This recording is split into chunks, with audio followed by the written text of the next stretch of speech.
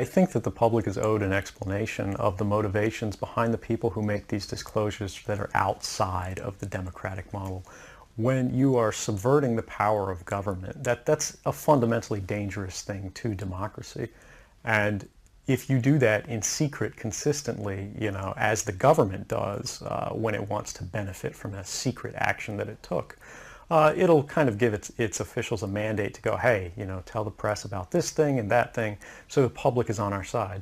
But they rarely, if ever, do that when an abuse occurs. That falls to individual citizens, but they're typically maligned. It becomes a thing of these people are against the country, they're against the government. But I'm not. I'm no different from anybody else. I don't have special skills. I'm just another guy who sits there day to day in the office, watches what's happening, and goes, this is something that's not our place to decide. The public needs to decide whether these programs and policies are right or wrong. Many whistleblowers try and hide in the crowd. Not Edward Snowden, who surfaced in Hong Kong, volunteering his identity in one of the most extraordinary interviews in the history of spying. I'm no different from anybody else. I don't have special skills.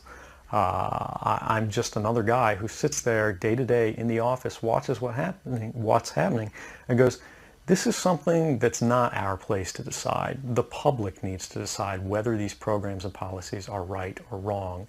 The 29-year-old IT expert who's worked with America's two biggest spy agencies, the NSA and CIA, has single-handedly tipped Barack Obama's second term of office into a deepening crisis.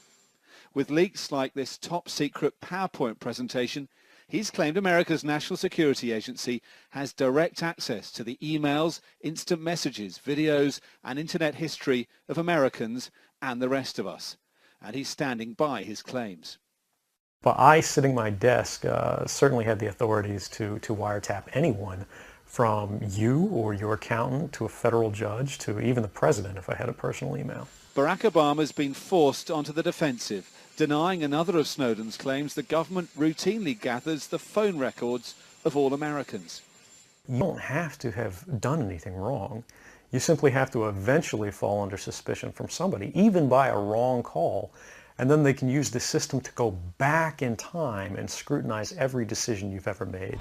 Back now to our top story. The British newspaper, The Guardian... On the weekend news shows, before Snowden's identity was made known, US politicians seemed divided between those who are meant to be overseeing America's spy agencies. But I can tell you this, these programs are within the law.